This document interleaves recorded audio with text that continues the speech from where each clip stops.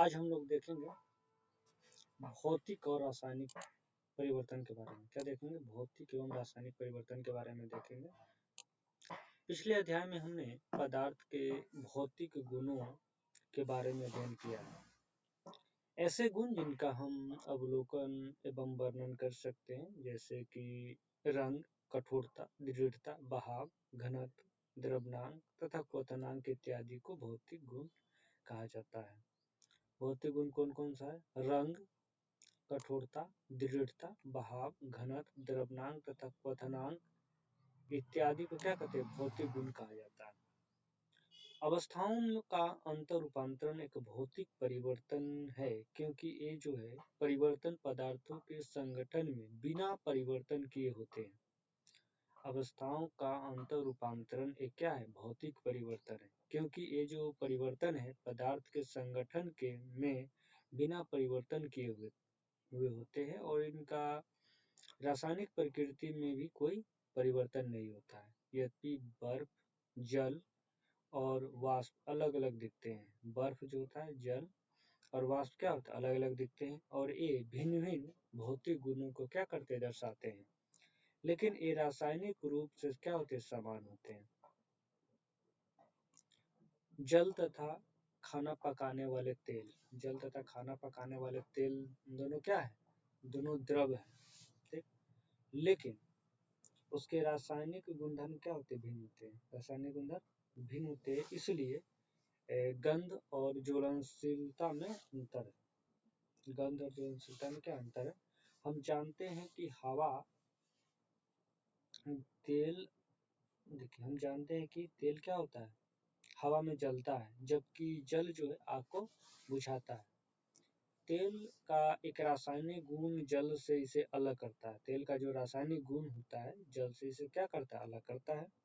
जलना एक रासायनिक परिवर्तन है। जलना क्या है? जलना जो है एक रासायनिक परिवर्तन है।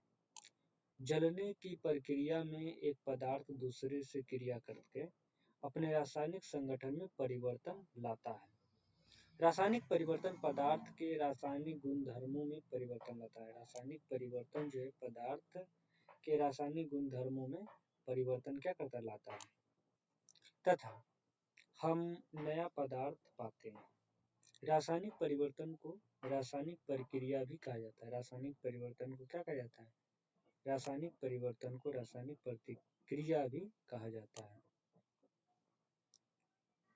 अब है मोमबत्ती के जलने की प्रक्रिया में भौतिक एवं रासायनिक दोनों परिवर्तन होते हैं। देखिए क्या कर रहा है? मोमबत्ती के जलने की प्रक्रिया में भौतिक एवं रासायनिक दोनों परिवर्तन होते हैं। क्या आप इसकी पहचान कर सकते हैं? देखिए कुछ प्रश्न है। कह रहा कि निम्नलिखित को रासायनिक एवं भौतिक परिवर्तन में वर्गीकृत करें। देखिए तो कह रहा पेड़ को काटना। पेड़ को काटना क्या है? भौतिक परिवर्तन। क्या है? भौतिक परिवर्तन। पेड़ को काटना क्या है? भौतिक परिवर्तन है। भौतिक परिवर्तन है। ठीक से नहीं लिखा पा रहा है, ये भौतिक परिवर्तन। ठीक। मक्खन का एक बर्तन में पिघलना क्या है? ये भी भौतिक परिवर्तन है। क्या है? ये भी भौतिक परिवर्तन ही है। और अलमारी में जंग लगना ये क्या है? ये रासायनिक परिवर्तन है। ये क्या है? रासायनिक परिवर्तन है, केमिकल प्रॉपर्टीज है। और जल का उबलकर वाष्प बना ये क्या है? भौतिक परिवर्तन है। ये क्या है? भौतिक परिवर्तन है। उसके बाद विद्युत तरंग का जल में प्रवाहित होना, विद्युत तरंग का जल में प्रवाहित होना तथा उसका हाइड्रोजन तथा ऑक्सीजन गैसों में विघटित होना के क्या है? ये है रासायनिक परिवर्तन है, केमिकल कंपाउंडेशन है। और जल में साधारण नमक का घुलना ये क्या है? जल में साधारण नमक घुलेगा तो भौतिक परिवर्तन है। इससे कुछ प्राप्त नहीं होता है, कोई तीसरा चीज प्राप्त नहीं। दो चीज मिलाते हैं तो तीसरा प्राप्त नहीं होता है। देखिए फलों का स्वाद बनाना, फलों से सलाद बनाना। सलाद बनाएंगे तो क्या होगा? ये भी भौतिक परिवर्तन है। सलाद बनाना भौतिक परिवर्तन है। लकड़ी और कागज का जलना, लकड़ी और कागज का जलना क्या है? ये रासायनिक परिवर्तन है। अपने आसपास की चीजों को शुद्ध पदार्थ या मिश्रण से अलग करने का प्रयत्न करें। ठीक है। अब देखते हैं कि शुद्ध पदार्थ के क्या प्रकार हैं। पदार्थ को इसके रासायनिक संगठन के आधार पर तत्वों या यौगिकों में वर्गीकृत किया जा सकता है। तत्व, ये क्या है? तत्व। रॉबर्ट बॉयल पहले वैज्ञानिक थे जिन्होंने क्या किया, 1661 में सर्वप्रथम तत्व शब्द का प्रयोग किया। रॉबर्ट बॉयल पहले वैज्ञानिक थे जिन्होंने क्या किया, सन 1661 में सर्वप्रथम तत्व शब्द का प्रयोग किया। फ्रांस के रसायनज्ञ एंटोनी वॉरेन लेवोजियर ने सबसे पहले तत्व की परिभाषा का प्रयोग किया। तत्व का परिभाषा देखिए, रॉबर्ट बॉयल पहले वैज्ञानिक थे जिन्होंने 1661 में सर्वप्रथम तत्व शब्द का प्रयोग किया। तत्व शब्द का प्रयोग किसने किया? तो रॉबर्ट बॉयल ने। रॉबर्ट बॉयल ने क्या किया? तत्व शब्द का प्रयोग 1661 में किया। और फ्रांस के रसायनज्ञ कौन थे? एंटोनी लॉरेंट लेवोजियर जो थे, जो सबसे पहले तत्व की परिभाषा का प्रयोग किया। पूछेगा तत्व की परिभाषा का प्रयोग किसने किया? तो तत्व की परिभाषा का प्रयोग एंटोनी लॉरेंट लेवोजियर ने तत्व की परिभाषा का प्रयोग किया। और रॉबर्ट बॉयल ने क्या किया? 1661 ईस्वी में तत्व शब्द का प्रयोग किया। तत्व शब्द का प्रयोग रॉबर्ट बॉयल ने किया और तत्व शब्द की जो परिभाषा का प्रयोग किया उन्होंने एंटोनी वांट लेवोजियर ने किया। और इसके अनुसार तत्व पदार्थ की वह मूल राशि है जिसे रासायनिक प्रक्रिया द्वारा अन्य सरल पदार्थों में विभाजित नहीं किया जा सकता है। क्या कह रहा है कि तत्व पदार्थ का वह मूल रूप है जिसे रासायनिक प्रक्रिया द्वारा अन्य सरल पदार्थों में विभाजित नहीं किया जा सकता है। तत्वों का साधारणतः धातु, अधातु तथा उपधातु में वर्गीकृत किया जा सकता है। तत्वों को किसमें वर्गीकृत किया जाता है? धातु, अधातु तथा उपधातु में वर्गीकृत किया जा सकता है। धातुएं प्रायः दिए हुए निम्न गुणधर्मों में से सभी को या कुछ को क्या करती है? प्रदर्शित करती है। ये चमकीली होती है। धातुएं जो होती क्या होती? चमकीली होती है। ये चांदी जैसी सफेद या सोने की तरह पीली होती है। धातु जो होती है चांदी की जैसी सफेद या सोने की तरह पीली होती है। ये ताप तथा विद्युत का सुचालक होते हैं। धातु जो होते हैं ताप तथा विद्युत के सुचालक होती है। ये तन होती है और इनको तार के रूप में खींचा जा सकता है। ये आघातवर्ध होती है और इनको पीटकर महीन चादरों में ढाला जा सकता है। ये प्रतिध्वनि पूर्ण होता है। धातु जो होता है प्रतिध्वनि पूर्ण होता है। देखिए, सोना, चांदी, तांबा, लोहा, सोडियम, पोटेशियम इत्यादि धातु के उदाहरण। ठीक, पारा जो है धातु होते हुए भी कमरे के तापमान पर द्रव है। कमरे के तापमान पर क्या होता है? द्रव अवस्था में होता है। अधातु, अधातुएं दिए गए निम्न गुणों में से प्रायः कुछ को या सभी को प्रदर्शित करती है। ये विभिन्न रंगों की होती है। अधातु जो होती है विभिन्न रंग की होती है और ये ताप और विद्युत का कुचालक होता है। धातु जो होता है क्या होता है? ताप और विद्युत का कुचालक होता है। अधातु जो होती है चमकीली, प्रतिध्वनिपूर्ण और आघातवर्ध नहीं होती है। ठीक है। हाइड्रोजन हो गया, ऑक्सीजन अधातु है, आयोडीन अधातु है, कार्बन अधातु है और कार्बन का ही क्या है? कोल और कोक अपरूप है। और ब्रोमीन, क्लोराइड इत्यादि अधातुओं के उदाहरण हैं। कुछ तत्व धातु और अधातु के बीच के गुणों को दर्शाते हैं जिन्हें हम क्या कहते हैं? उपधातु कहते हैं, मेटलॉइड कहा जाता है। जैसे bronze, silicon, germanium, arsenic, antimony, tellurium, polonium, ये सब क्या है? उपधातु होता है। चलिए इसे भी जानते हैं कि अभी तक ज्ञात तत्वों की संख्या जो है, देखिए इसमें 100 दिया, अभी तक 118 हो चुके हैं। इसमें 92 तत्व दिया गया है जो अभी बढ़ गया है, जबकि शेष मानव निर्मित है। अच्छा, 92 तत्व प्राकृतिक है जबकि शेष क्या है? मानव निर्मित है। अधिकतर तत्व ठोस होते हैं और 11 तत्व कमरे के तापमान पर गैस होते हैं। 2 तत्व जो है पारा और ब्रोमीन जो कमरे के तापमान पर क्या होता है? द्रव होते हैं। गैलियम तथा सीजियम तत्व जो है कमरे के तापमान 303 केल्विन से कुछ अधिक तापमान पर द्रव अवस्था ले लेते हैं।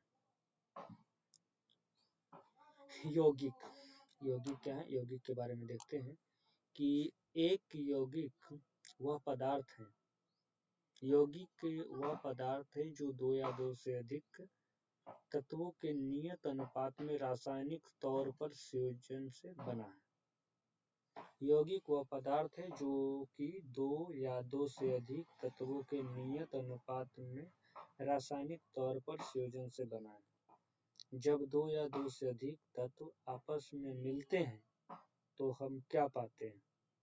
जब दो या दो से अधिक तत्व आपस में मिलते हैं तो हम क्या पाते हैं? देखिए, यौगिक का निर्माण होता है। देखिए, क्रियाकलाप, कक्षा को दो समूहों में विभक्त करें। दोनों समूहों को 50 ग्राम लोहे का चूर्ण और 3 ग्राम सल्फर एक चीनी मिट्टी की प्याली में लें। ठीक, समूह फर्स्ट है कि लोहे के चूर्ण और सल्फर पाउडर को पीस कर मिलाएं। लोहे के चूर्ण और सल्फर पाउडर को क्या करना है? पीस कर मिलाना है। ठीक, दूसरा समूह है कि लोहे के चूर्ण और सल्फर पाउडर को पीसकर मिलाए मिश्रण को तीव्र ताप पर लाल होने तक गर्म करें। ठीक है, क्या करें? लोहे के चूर्ण और सल्फर पाउडर को पीसकर क्या मिलाना है और मिश्रण को तीव्र ताप पर लाल होने तक गर्म करें। अब ज्वाला को हटा दें तथा मिश्रण को ठंडा होने दें। अब है ए और बी दोनों समूह को क्या करना है कि प्राप्त सामग्री में चुंबकीय गुण की जांच करें। सामग्री के निकट एवं चुंबक को लाएं। जांच करें कि क्या सामग्री चुंबक की ओर आकर्षित होती है। दोनों समूहों द्वारा प्राप्त सामग्री के रंग और बनावट की तुलना करें। प्राप्त सामग्री से के एक भाग में कार्बन डाइऑक्साइड मिलाएं। मिश्रण अच्छी तरह मिलाएं तथा छान लें। प्राप्त पदार्थ के दूसरे भाग में तनु सल्फ्यूरिक अम्ल तथा या तनु हाइड्रोक्लोरिक अम्ल को मिलाएं। इस क्रियाकलाप के लिए ध्यान अध्यापक को निर्देशन की आवश्यकता है। इस अध्याय को लोहा तथा सल्फर तत्वों को साथ साथ अलग दोहराएं। अवलोकन को नोट करें। अब उत्तर देना है। क्या दोनों समूहों द्वारा प्राप्त सामग्री देखने में समान है? देखने में समान, दोनों समूहों द्वारा प्राप्त सामग्री देखने में समान है। तो देखिए, इसका है कि समूह 1 में क्या है? प्राप्त गैस हाइड्रोजन है। यह रंगहीन, गंधहीन और ज्वलनशील है। इसकी ज्वलनशीलता की जांच कक्षा में न करना है। तो देखिए, पहले में क्या है कि समूह से प्राप्त चुंबकीय गुण विद्यमान है। क्या प्राप्त क्या प्राप्त सामग्री में घटकों को हम पृथक करने में सक्षम हैं? हाँ, कर सकते हैं। तनु सल्फ्यूरिक अम्ल और तथा टनक सल्फ्यूरिक अम्ल या तनु हाइड्रोक्लोरिक अम्ल सामग्री पर डालने से दोनों समूहों को गैस प्राप्त होता है। हाँ, होता है। देखिए, समूह 1 में क्या होता है कि समूह 1 द्वारा प्राप्त गैस हाइड्रोजन है। यह रंगहीन, गंधहीन और ज्वलनशील होता है। रंगहीन, गंधहीन और क्या होता है? ज्वलनशील होता है। ठीक, कक्षा में इसका जांच नहीं करना है। समूह 2 में क्या होता है कि समूह 2 द्वारा प्राप्त हाइड्रोजन सल्फाइड, यह क्या होता है? रंगहीन गैस है और इसकी गंध जो होती है सड़ा अंडा जो होता है उस जैसी गंध होती है। इसकी गंध जो होती है सड़े हुए अंडे जैसी गंध होती है। हाइड्रोजन सल्फाइड का HS होता है। हाइड्रोजन सल्फाइड का HS,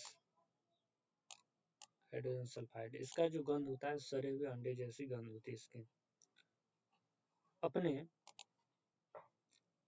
आपने पाया कि दोनों समूह द्वारा प्राप्त पदार्थ भिन्न गुणों को दर्शाते। यद्यपि प्रारंभ में दिए गए पदार्थ समान थे, समूह 1 की क्रिया के फलस्वरूप भौतिक परिवर्तन हुआ। जैसे कि लोहे के चूर्ण के साथ अगर पाउडर मिला दिए तो क्या हुआ? भौतिक परिवर्तन हुआ। चलिए, भौतिक परिवर्तन हुआ। समूह 1 में क्या हो गया? भौतिक परिवर्तन हुआ। और जबकि समूह 2 की क्रिया के फलस्वरूप पदार्थों में रासायनिक परिवर्तन हुआ, क्योंकि उसको गर्म किए तो रिएक्शन कर लिया आपस में। समूह 1 द्वारा प्राप्त सामग्री को पदार्थ का मिश्रण है। समूह 1 द्वारा प्राप्त सामग्री 2 पदार्थों का क्या है? मिश्रण है। दिए गए पदार्थ लोहा तथा सल्फर है। मिश्रण का गुण उन दोनों मिले हुए तत्वों के गुण के समान होता है। मिश्रण का जो गुण होता है उन दोनों मिले हुए तत्वों के गुण के समान है। समूह 2 द्वारा प्राप्त सामग्री यौगिक है। समूह 2 द्वारा प्राप्त सामग्री क्या है? यौगिक है। यौगिक है। यौगिक जो होता है दोनों तत्वों की तीव्रता से गर्म करने पर हमने यौगिक पाया। दोनों तत्वों को तीव्रता से गर्म करने पर हमने क्या पाया? यौगिक पाया। किसको किसको गर्म किए थे? तो यहाँ देखिए, हमने गर्म किए थे दूसरका में लोहे का चूर्ण और सल्फर पाउडर को तीव्रता से गर्म किए थे। नहीं, तीव्रता ताप पर लाल होने दिए, गर्म किए तो क्या प्राप्त हुआ? यौगिक पाया, जिसका गुण मिले हुए तत्वों से पूरी तरह क्या हो गया? भिन्न है। जब यौगिक प्राप्त हुआ उसका गुण जो मिला दोनों पदार्थ उससे क्या होता है? भिन्न होता है। यौगिक का संगठन पूरे पदार्थ में समान है। यौगिक का जो संगठन है पूरे पदार्थ में समान है। हम यह भी देख सकते हैं कि यौगिक की बनावट और रंग भी सभी स्थानों पर समान होता है।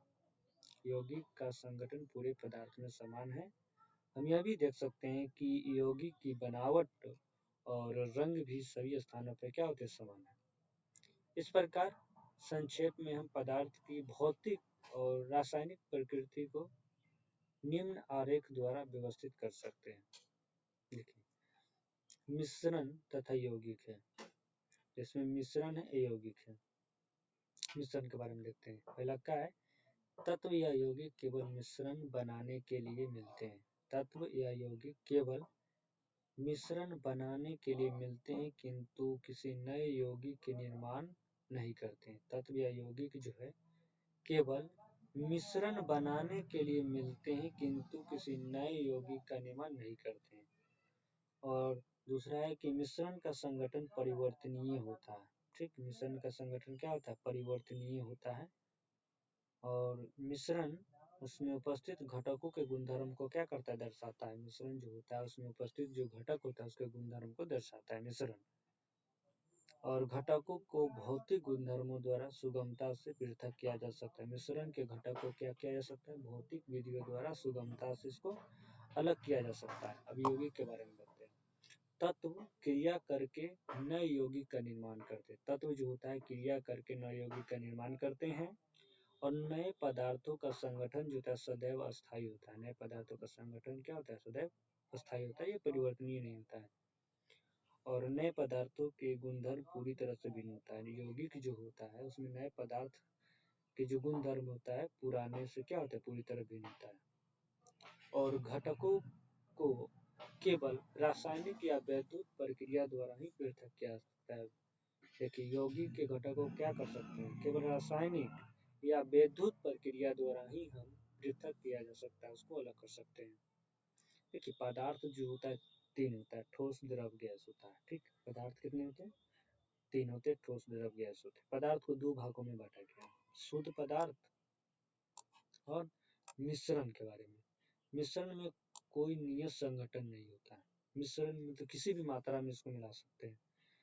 मिश्रण का कोई नियत संगठन नहीं होता है। देखिए, शुद्ध पदार्थ को भी दो भागों में बांटा गया है। ठीक, एक तत्व और दूसरा यौगिक में बांटा गया है। तत्व क्या है? तो सरल पदार्थों में विभक्त नहीं होते हैं, नहीं किया जा सकता है। तत्व को क्या नहीं किया जा सकता है? सरल पदार्थों में विभक्त नहीं किया जा सकता है तत्व को। ठीक है। यौगिक, यौगिक जो होता है नियत संगठन, रासायनिक या वैद्युत रासायनिक प्रक्रिया द्वारा घटक तत्वों में विघटित किया जा सकता है। यौगिक के बारे में क्या है कि नियत संगठन, रासायनिक या विद्युत रासायनिक प्रक्रिया द्वारा घटक तत्वों में क्या है? विघटित किया जा सकता है। तत्व का उदाहरण है कि कॉपर, ऑक्सीजन, लोहा, हाइड्रोजन और पारा इत्यादि क्या है? सब तत्व है। यौगिक क्या है? तो जल, जैसे जल क्या है? यौगिक है। जैसे जल में क्या होता है? H2O होता है, हाइड्रोजन और ऑक्सीजन होता है।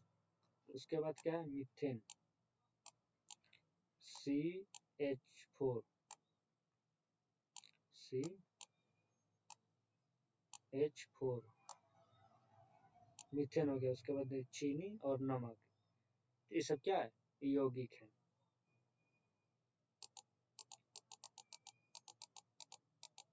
चलिए आगे देखते हैं मिश्रण में। तो मिश्रण क्या है यौगिक समांगी मिश्रण होता है और विसमांगी मिश्रण होता है। मिश्रण को दो भागों में बांटा गया, एक समांगी मिश्रण होता है, एक विसमांगी मिश्रण होता है। तो समांगी मिश्रण में समान संघटन होता है, समान मात्रा में सब चीज होता है। ठीक, जैसे उदाहरण के लिए जल में चीनी समांगी मिश्रण का उदाहरण है। जल में नमक भी समांगी मिश्रण का उदाहरण है। कार्बन डाइसल्फाइड में सल्फर जो है समांगी मिश्रण का उदाहरण है। जल तथा अल्कोहल क्या है समांगी मिश्रण है, जो समान मात्रा में होता है। अब असमान संघटन, विसमांगी मिश्रण में क्या होता है असमान संघटन होता है। ये उदाहरण के लिए जैसे बालू तथा नमक, ये सब क्या है विसमांगी मिश्रण में। बालू तथा नमक को हम देख सकते हैं, बालू तथा नमक इस क्या है विसमांगी मिश्रण है। देख तो नहीं सकते, बालू को देख सकते हैं, नमक घुल जाएगा नहीं जल रहेगा तब न घुल जाएगा। बालू तथा नमक मिलाएंगे तो ये असमान घटक है। ठीक है, ये विसमांगी मिश्रण होगा। चीनी तथा नमक भी क्या है विसमांगी मिश्रण है। लकड़ी रक्त, लकड़ी हो गया और रक्त, ये सब क्या है विसमांगी मिश्रण। तेल में जल, ये सब विसमांगी मिश्रण का उदाहरण है। चलिए आपने क्या सीखे थोड़ा देखते हैं, आपने क्या सीखे।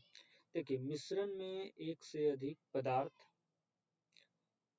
किसी भी अनुपात में मिले होते हैं। ठीक है ना, मिश्रण में क्या होता है कि एक से अधिक पदार्थ तत्व अथवा यौगिक किसी भी अनुपात में मिले होते हैं। मिश्रण को पृथक करने के लिए उचित विधियों से शुद्ध पदार्थों में पृथक्करण किया जा सकता है। विलयन दो या दो से अधिक पदार्थों का समांगी मिश्रण है। विलयन क्या है, विलयन जो है दो या दो से अधिक पदार्थों का समांगी मिश्रण है।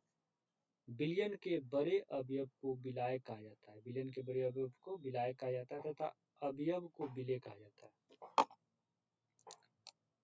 विलयन की सांद्रता इसके इकाई आयतन में उपस्थित विलेय की द्रव्यमान अथवा आयतन है।